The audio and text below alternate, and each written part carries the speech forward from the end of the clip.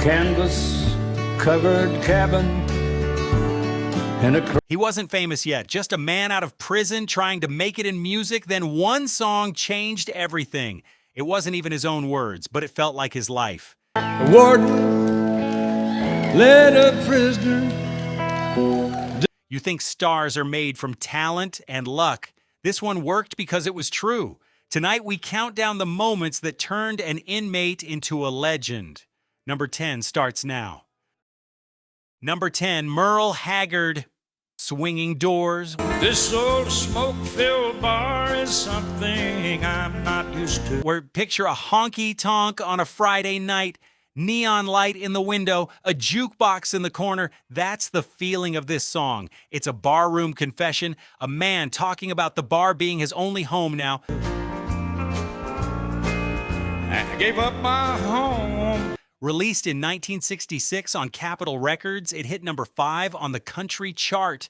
It was one of the first times fans heard the real Merle Haggard voice, the one that sounded lived in and tired and honest. Here's a fun fact. To see you satisfied. Haggard wrote this one himself, and it was one of the songs that convinced Capitol he wasn't just a singer. He was a songwriter too. It gets overshadowed today by his bigger hits, but without this song opening the door, the rest of his catalog might never have happened. I just called to let y'all know where I'd be living. That's why we start here. This song came from an album called Swinging Doors, released the same year. It was one of his earliest full records for Capitol, and it showed fans he wasn't a one-song artist. It's not much, but I feel... Producer Ken Nelson kept the sound simple on purpose. No big orchestra, just guitar, steel, and Haggard's voice front and center. Listen close and you can hear the Bakersfield Sound taking shape right here, the same raw style that Buck Owens was building at the same time just a few miles away. Welcome here inside. But the next song hit even harder. Stick around. Hello, I'm Johnny Cash. If you love real country music and the stories behind the legends, make sure you subscribe to Country Deep Dive. This channel is for people who truly appreciate the roots of country. Many of these country legends are slowly being forgotten, but their stories deserve to live on. By subscribing, you're helping keep their music and legacy alive for the next generation. And if these songs bring back memories for you, do me a favor and hit subscribe. It's completely free, and it helps us continue sharing the classic country stories that made this music so special. Every story you see here takes hours of digging, piecing together history and bringing forgotten moments back to life. If you'd like to support that work, you can become a channel member. It's just the cost of a cup of coffee, but it helps us keep these stories alive, and for that, we're grateful. Number 9, Merle Haggard, The Bottle Let Me Down. Each night I leave the barroom when it's so... This one feels like the end of a long night. A man sitting alone waiting for the whiskey to make the pain go away, and it just won't work anymore. Over, not feeling any pain. Released in 1966, it climbed to number 3 on the Billboard Country Chart. The lyrics are about heartbreak and drinking, but it's really about disappointment. Even the thing that used to help him forget stopped working. Ain't at closing time. Fans and writers still call this one of the saddest drinking songs ever recorded. Some say Haggard wrote it after a rough night that felt a little too real. It never became as famous as his later work. Radio moved on to bigger anthems. Night, your memory found me much too sober. But musicians still point to this one as proof of how good a sad song can be when it's simple and true. It was also released as part of a double-sided single, paired with Swinging Doors, 2 sad songs back to back on the same little piece of vinyl. I couldn't drink enough to keep you all. That pairing told fans exactly who Haggard was going to be. Not a happy-go-lucky singer, a man writing about real struggle. Steel guitar carries most of the sadness in this one. It almost cries right alongside him. Of my mind tonight. And the next song is the one that started it all. This is where his story really begins. Number 8, Merle Haggard, My Friends Are Gonna Be Strangers. Oh, the love you promised would be mine for. This is a small-town heartbreak song. A man watching a relationship fall apart and knowing his friends are about to become strangers too. It was Haggard's first real top 10 hit, released in 1965. Forever. I would. Written by Liz Anderson, the same songwriter who would later hand him his first #1. It was recorded for Capitol, and it put his name on the map in Nashville for the first time. Here's the human part. Bet my bottom dollar on. Liz Anderson wasn't even trying to pitch him a hit that night. She just wanted him to hear her songs. He almost said no to the whole meeting. This song gets lost today because everything he did after it was bigger. But without it, nobody would have trusted him with the song at #1 on our list. Well, it sure turned out to be a short forever. It peaked at #10 on the Billboard Country chart, a modest showing next to what was coming, but modest was exactly what he needed at the time. Nashville pays attention when a new voice cracks the top 10. It's proof the voice can sell records, not just fill a bar room. That's exactly the door this song opened for him. Just once I turned my back. If you're enjoying this countdown, go ahead and smash that like button. It helps more classic country stories reach people like you. Number 7, Merle Haggard, Sing Me Back Home. A warden led a prisoner. This one is heavy. It's about a man on death row asking for one last song before he's taken away. Released in 1967, it hit #1 on the country chart. Haggard said he based part of it on something he actually witnessed in San Quentin, a fellow inmate being led away for the last time. Down the hallway to his doom. That's not something you write from imagination. That's something you carry. It became one of the most covered songs in his catalog. Other artists recorded their own versions for years after. It's not talked about as much now because it's a hard song to sit with, but for the fans who know it, it's one of the most honest things he ever recorded. I stood up to say goodbye. The song also gave its name to Haggard's 5th studio album, released that same year. Critics still call it one of his strongest full records. It's a slow waltz, built around a simple piano line, no big production, just space for the story to breathe. Like all the rest. Years later, artists across rock and country lined up to cover it, from Graham Parsons to the Everly Brothers. That's rare for a song this sad. And the next song might be the most personal one on this whole list. Number 6, Merle Haggard, Mama Tried. First thing I remember knowing was a lonesome whistle blowing. Picture a mother praying for her son while he sits behind bars knowing he let her down. That's the whole song in one image. Released in 1968, it hit #1. Haggard wrote it about his own mother and his own prison years. And a young's dream of growing up to rise. He wasn't hiding behind a character this time. This one was almost entirely his own life. It became one of his signature songs, and it's still one of the most quoted country lyrics of all time. Musicians across rock and country still cover it. It gets remembered, but younger fans often don't know the real story behind it. On a freight train leaving town, not knowing where I'm bound. It wasn't just a song about being a rebel. It was an apology. The song spent 4 weeks at #1 and raced up the chart in less than a month, faster than almost anything else he'd released. It later appeared in a movie soundtrack, and it's been covered by everyone from the Everly Brothers to the Grateful Dead, who played it live more than 300 times. No one could change my mind, but Mama tried. For a 2-minute song about regret, that's an enormous shadow to cast over 50 years of music. Number 10 of our list already showed you the door. This next one is where he really walked through it. One and only rebel child from a family meek and mild. We're almost halfway through this countdown. Which song has hit you the hardest so far? Drop it in the comments. I read everyone.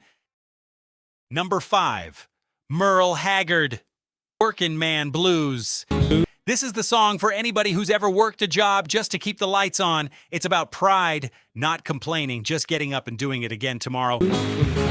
Released in 1969, it hit number 1. It became an anthem for working-class America, the kind of song truck drivers and factory workers claimed as their own. Haggard said he wrote it fast, almost like it poured out of him in one sitting, because he was writing about people he actually knew. Still one of his most quoted songs today, but it's rarely called his biggest hit, even though for a lot of fans, it's the one that means the most. It appeared on his 1969 album, A Portrait of Merle Haggard, alongside Hungry Eyes, another song we'll get to shortly on this list. Spent 1 week at number 1 before being bumped from the top spot by Johnny Cash's A Boy Named Sue, a small footnote in a big year for country music. Decades later, the song still shows up on tribute albums and even made its way into a Simpsons episode.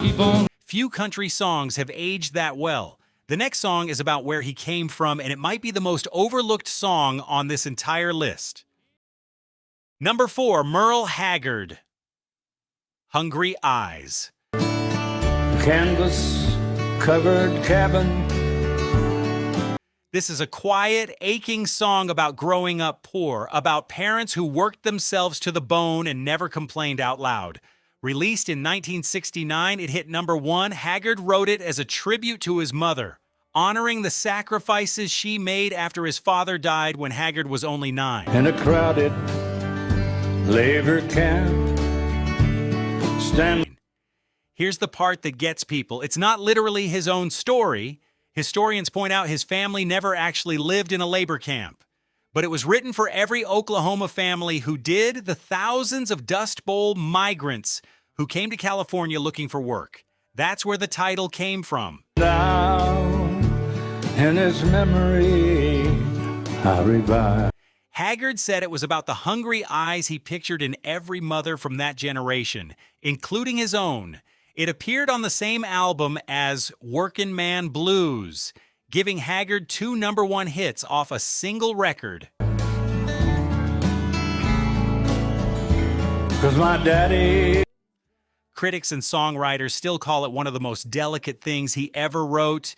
Gentle where his other hits were loud. It doesn't get the attention his more famous songs get, but for people who grew up the same way, this one hits harder than almost anything else he recorded. He raised a family there with 2. Now we get to the song that changed how people saw him completely. This next one didn't just top the charts, it divided the country. Number 3, Merle Haggard, Okie from Muskogee. Canvas-covered cabin in a crowded. This is the song people still argue about, a small-town pride anthem released right in the middle of the Vietnam War when the whole country felt like it was pulling apart. Labor camp, stand out. Released in 1969, it hit number 1 and crossed over into mainstream news. It became bigger than a country song. It became a symbol. Here's where we go back to what we teased earlier. Some people say Haggard meant every word as a proud stand for small-town values. In his memory, I revive. Others say it started as something closer to a joke about the people he grew up around, and it took on a life of its own. In interviews over the years, Haggard gave different answers depending on who was asking and when. What we do know is this: it made him a hero to one side of the country and a target for the other. 'Cause my daddy. Some radio stations loved it. Some critics accused him of mocking the counterculture movement. Others accused him of being part of it. There are still different versions of the story about how serious he really was. It didn't hurt his career. If anything, it made him a household name outside of country music completely, but it also followed him for the rest of his life. Raised a family there with two hearts. Every interview, someone asked him to explain it again. That's the power of a song, one recording, and suddenly an artist becomes part of a national conversation he never fully asked for. Hard-working hands tried to feed. The next song was his answer to everyone who thought that First One made him soft.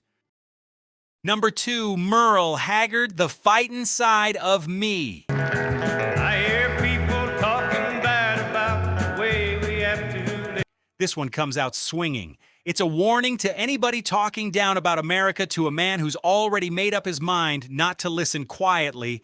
Released in 1970, it hit number 1. Live here in this country, harping on the war.